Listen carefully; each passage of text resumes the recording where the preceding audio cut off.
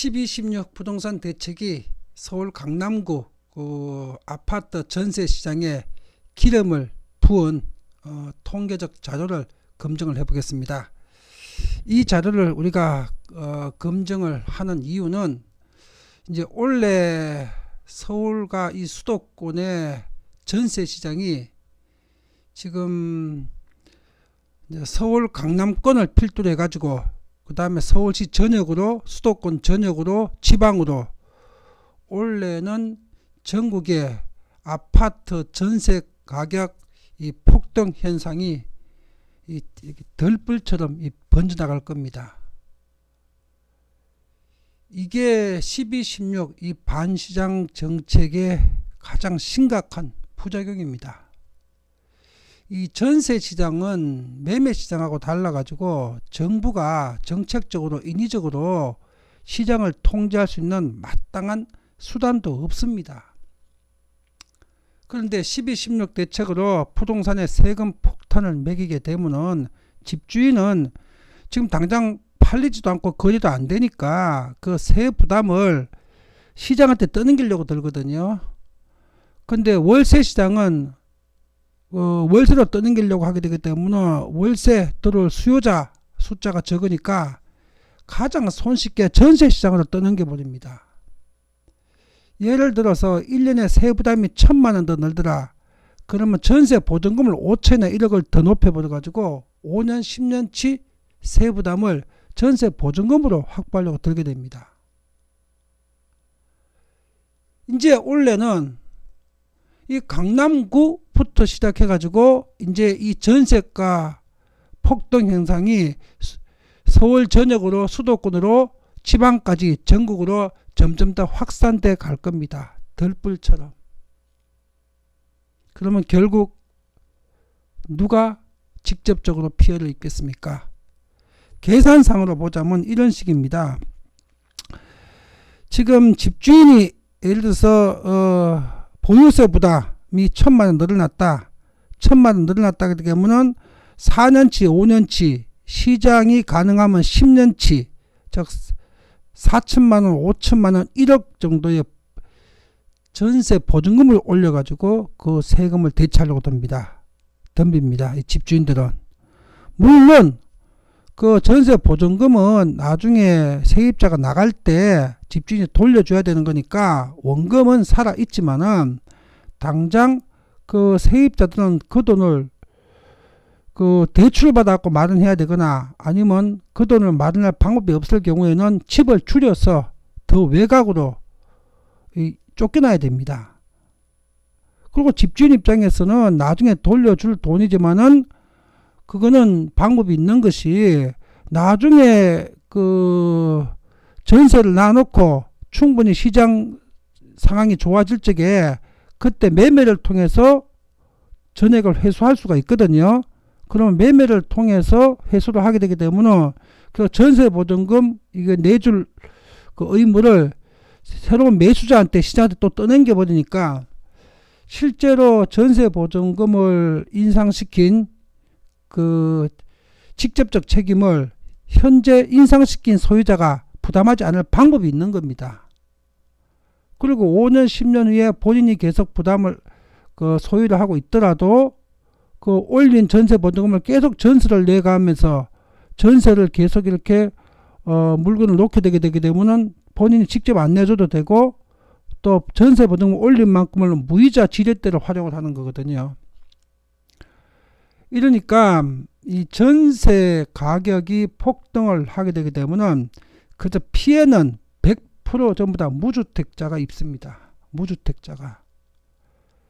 민주당과 좌파 정권이 자기 표를 위해서 그렇게 그 목숨 걸고 보호하는 것처럼 온갖 거짓말을 다 하고 있지만은 실제로 좌파 정책의 부작용으로 직접적 현실적으로 타격받는 건 경제적으로 힘없는 서민과 약자와 무주택자들입니다. 피해는 그걸로 다 집중됩니다. 시장에다가 세금 부담을 때리고 시장에다가 그 좌파의 정책 부담을 얹게 되게 되면은 그 시장 주체는 그걸 전부 다 힘없는 주체한테 떠넘겨 버립니다. 이 민주당과 좌파들은 이게 현실이고 이게 객관적 사실이고 팩트인데 이걸 절대로 인정 안 하려고 드는 겁니다. 이러니 시장이 문제가 생기는 겁니다. 12.16 대책으로 강남구 전세시장이 어떻게 불붙었는지 그 통계 자료로 검증을 해보겠습니다. 민주당 정부는 이렇게 시장적 상황도 감안하지 않고 그냥 무조건 세금 폭탄 때리고 규제 강화하면 시장이 말 들을 거라고 생각을 하고 있습니다. 이 말은 이 정부는 시장을 전혀 모른다는 그런 얘기입니다. 통계 보겠습니다. 자, 이 통계는 KB부동산 통계입니다. KB부동산 통계 화면을 복사한 겁니다. 보시게 되기 때문에 전세 수급이 12월달 지난달 말에 152죠. 이게 100을 넘게 되게 되면요 전세 공급이 부족하다는 뜻입니다. 그럼 이 언제부터 100을 넘었는가 하면 올해 3월서부터 전세 수급이 100을 넘어 가지고 서울시에는 이미 전세 부족 상태에 들어가 있었습니다. 그래서 지속적으로 전세 물량이 부족하고 있는 상황인데 여기서 12.16 부동산 정책을 때려버리게 되기 때문에 시장 수급이 매매 시장이 거래량이 축소돼 버리고 그게 되면 전세 시장으로 옮겨 붙어 버리거든요. 그리고 소유자들은 세부담을 전세 세입자 때 전가시켜 버립니다. 보증금 인상으로. 올해 이미 3월 달부터 서울 강남권에 전세 물량이 부족히 발생이 됐었습니다. 이 통계상. 근데 이렇게 통계상으로 계속 전세 부족 물량이 이렇게 쌓이고 있는데 12.16 부동산 대책을 때려가지고 이제 원래 강남권부터 시작해갖고 전세가 폭등은 불붙이 뻔한 사실입니다.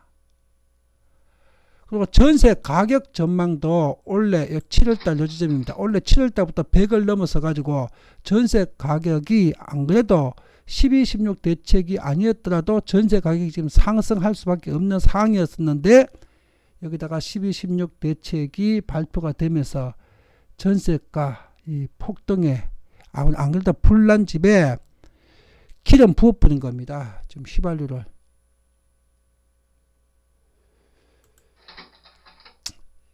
정리하자면요. 올해 3월부터 강남구의 전세 공급 부족 현상이 심화되고 있었고 7월달부터 전세 가격 전망이 지금 상승하고 있는데 12.16 반시장 정책이 발표가 돼가지고 강남권 전세 시장에 지금 불난 집에 기름을 부은 겁니다. 정부가.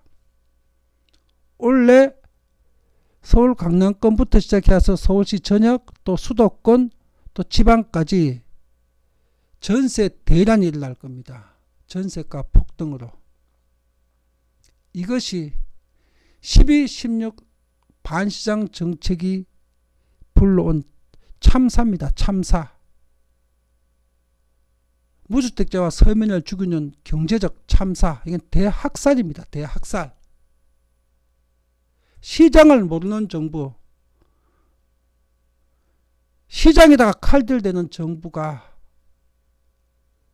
이런 무서운 결과를 초래하게 되는 겁니다.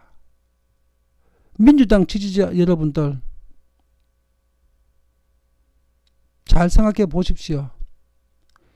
이 민주당이 절대로 여러분들의 경제적 이익을 보호할 수가 없습니다. 정부는 권력은 시장보다 강할 수 없거든요. 시장이 무주택자와 서민을 보호하고 함께 갈 수 있도록 시장이 그 기능을 할 수 있도록 만들어줘야 됩니다. 지금 민주당과 문재인 정부처럼 시장에 칼들을 대게 되면 시장은 죽기 살기로 정부를 죽이기에 돌입을 합니다. 그게 전세가 폭등입니다. 그래야 문재인 정부를 지지한 무주택자와 서민들을 죽일 수 있거든요. 이건 전쟁입니다. 그 전쟁을 누가 시작했느냐? 문재인 정부가 시작을 했습니다. 부동산 시장과의 정쟁을. 이명박 박근혜 정부 때 부동산 가격 안정돼 가지고 안 오르고 있었습니다. 문재인 정부 2017년 5월에 취임해가지고 부동산 잡겠다고 하니까 두 달 뒤 7월 달부터 부동산이 폭등을 해가지고 지금까지 이 상황으로 온 겁니다. 이제 민주당 지지자 여러분들께서, 호남인 여러분들께서 이 경제적 상황을 객관적 입장에서 냉정하게 여러분들이 판단을 하셔야 됩니다. 좌파 정부와 민주당 정부는 여러분들의 경제적 이익을 보호하고 지킬 수가 없습니다. 그럴 수 있다고 생각하시기 때문에 그건 여러분들의 희망 고문일 뿐입니다.